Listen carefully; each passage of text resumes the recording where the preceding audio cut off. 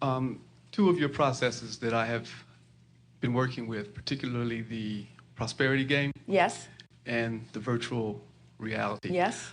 And I've heard you in many of your tapes, lectures, workshops, explaining them from different perspectives. Yes. Which I certainly appreciate. I still find myself sometimes feeling like I'm in a box. I get stuck. Give you an example. With the prosperity game, it was enlightening for me to realize that it was actually about expanding one's imagination. And still, I get up to a certain amount of money and I say, how do I flow this much money? And I've even shared the game with friends, maybe by way of email or conversation. How would you spend $87,000 if you had it today? And they come back with such detail. And I said, well, maybe I don't know what I want, or maybe I'm not wanting strongly enough. And carrying over into the virtual reality, when it comes to setting up a scenario, your explanation of being like the director in a movie was very clarifying to me in terms of constructing a virtual reality. But still, I find it difficult often to construct a scene that makes me feel so good that I feel the virtual reality is being effective. Well, the reason that we offer so many different processes is because every process that we offer has two intentions. And both of those intentions are the same intentions that your physical life experience holds. In other words, the contrast helps you to define what you want, and then you must find a way to allow that which you have identified. And so all of the games that we offer are to help you to focus your desire and to soften your resistance. It's interesting that you say all hell has broken loose, and we know the spirit in which you are saying that. In other words, you can feel that you're shaking some things up. And both of those games, the game of virtual reality and the game of the prosperity game, and we'll describe them briefly. The prosperity game says you deposit into an imaginary checkbook, and it's fun even to really use one, $1,000 on your first day. And on the second day, you deposit $2,000. And on the third day, you deposit $3,000. And each day that you deposit it, you spend it in some mental game. So that by the 300th day, you are spending $300,000. But the reason it gets a little tricky is because the day before that, you spent $299,000. And the day before that, you spent $298,000. So it really stretches your imagination. It amplifies your ability to think about what you want.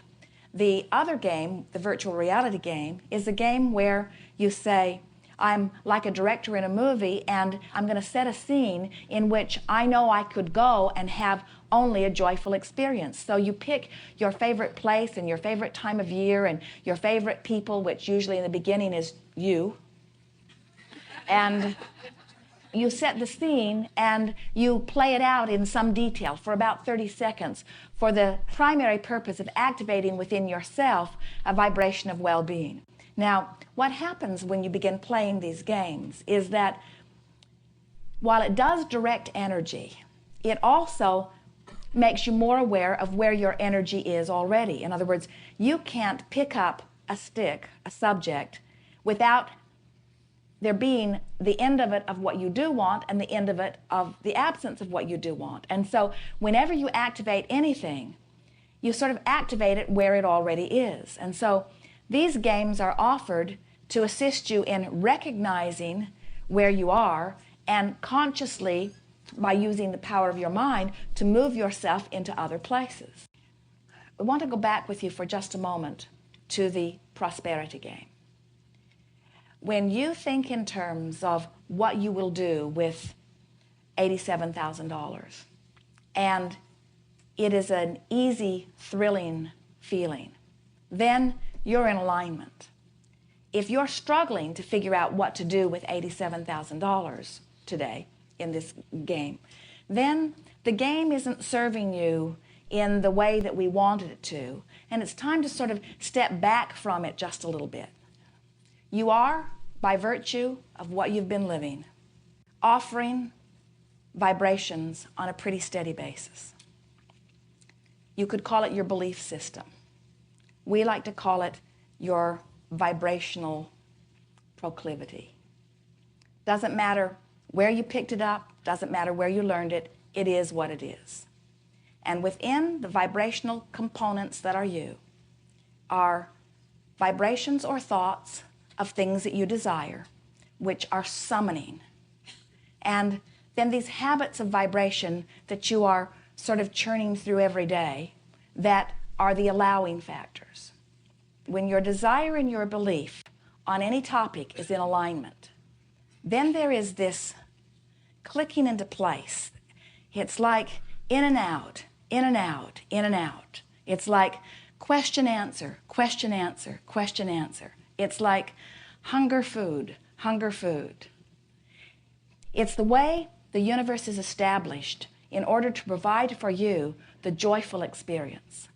And the emotional range that you live in any point in time is about that balance or imbalance of vibration.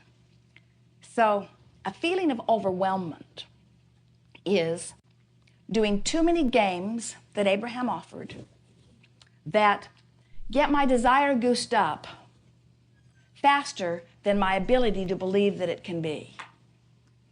So I got more energy moving through me than I have belief or expectation that I can achieve it, so I am vibrationally out of balance. And the sensation in terms of energy or mood is overwhelmment.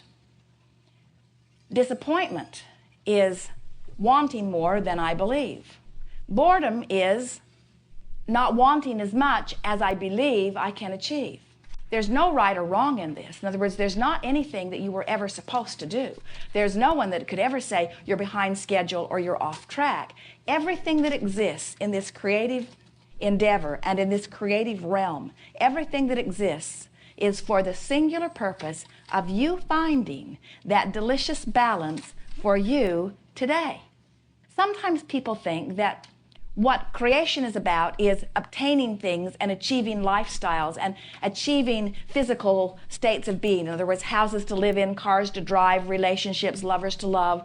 And while life certainly is about all of those things, it's much more about your state of being than it is any of that stuff. And we are encouraging stuff, but we are encouraging an understanding that all of the goals for the stuff, even this physical realm in which you have material things that you are shooting for, all of it exists only for the experience of having this joy in this moment. So when you start thinking in terms of, oh, so Abraham, this game is not only a game to help me have more money so that I can actually live out in a tangible way a more satisfying life. The game exists for me to discover how to find joy in the moment. And we say it is as important that you find joy in the game as it is that you find joy from the stuff that you think the game will bring you. So if it's hard to spend that $87,000, then don't spend the $87,000. The whole reason that it was set up to begin with is just to get you stimulated, to get your juices flowing, to make you realize that you have the power of imagination in a much more productive way than you think. Most people really don't imagine very much. Most people observe mostly. And your world works pretty well for you because there is so much good stuff to observe. But there is also stuff you don't want to observe too. So the reason that we started talking about games like the prosperity game and like virtual reality is because we thought that it would be of advantage to you, to all of you, to acknowledge that you can generate feeling based upon something that you're conjuring, that you are not captive to just conjuring what you're observing. We noticed that a person could be standing in a body like yours, having lived the years that you've lived, and could today be offering a vibration that was set into motion when you were 5, that has nothing to do with your now life, but you are still keeping it active because something happened and you remembered it the next day and you remembered it the next day and you remembered it the next day and you remembered it the next day. And you talked about it the next day. And so there are a lot of people that have a lot of things active in their vibration today that have no relevancy to who they now are, except that they keep it activated so it keeps being relevant because they keep attracting to it. And so the reason that we began talking about virtual reality or about the prosperity game was because we thought, wouldn't it be nice if this joy-bound being could conjure images and let them be the basis of his now point of attraction, rather than something happened so long ago that doesn't have anything to do with who he now is or where he wants to go, you see. So all of these processes are about thinking and then feeling, and then thinking and then feeling, and then thinking and then feeling. We want you to use your imagination because it's fun, and because the universe does not know if the vibration that you are emitting in any moment is in response to something that you are observing or in response to something that you are imagining. In other words, let's say a person has, and we're just using a dramatic example for drama. Let's say that a person has 2 diagnoses, physical diagnoses that are big, sort of life-threatening diagnoses. So the reality of it is, as far as tests and modern-day medicine are concerned, this person has illness and it is dramatic. So there's that vibrational option. Look at what is, offer a vibration. Look at what is, offer a vibration. Look at what is, offer a vibration. And the physical body will respond to that vibration. That same person, by using the power of imagination, could go to a virtual reality every day and discover this healthy being that romps in a strong and hearty body. And if that activation happens only a little bit more than that activation, that body has to shift. It is law.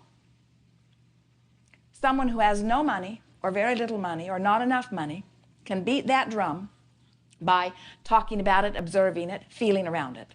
Or they can go to a virtual reality where they spent $87,000 today and had a 15-minute thrill in the process of conjuring it. And if they are thrilled in the virtual reality only slightly more than they are disappointed by their today living conditions, it shifts in their vibration, and it has to shift in their reality. Law of attraction says you get what you are offering vibrationally, and what you are offering vibrationally is how you feel. But when you realize that the game is for fun, we're not trying to make anything happen with the game. That's the first thing you want to say. I'm not trying to get rich from this game. Now, maybe you are. In other words, a lot of people that are playing the prosperity game are playing the prosperity game because they want to increase their prosperity. And we named it that because we want you to increase your prosperity. But we know that the way you will increase your prosperity is by increasing the outlets to which you are flowing energy. And you cannot visualize and fantasize in joy without being in the state of allowing well-being to flow. You just can't do it. And if you haven't had the personal experience of this, we know you have read about it. And we think it would be something worth sort of keeping your ears peaked about so that you can hear more evidence of it. But how often do you hear of someone who was fantastically wealthy and lost it all? And then next time you turn around, they're fantastically wealthy again. And then you think, well, most people don't do that even once in a lifetime. How did this guy do it twice? And we say, once you've tapped into that vibration of abundance and you discover how easy it is to be abundant, even though all of the riches that you've gathered may go away in a tornado, your point of attraction doesn't go away. So it comes again quickly to you. So what happens to people who play this game is people who have never had fantastic riches begin to vibrate as if they already have them, and then they begin to flow to them. The universe doesn't care if you ever had it. The universe is only responding to what you're doing now. And if you are thinking about dollars flowing in a fantastic way and you're joyful in the process, you are the candidate for receiving the abundance, you see. It has to be. Law of attraction lines you up with it. It has to be.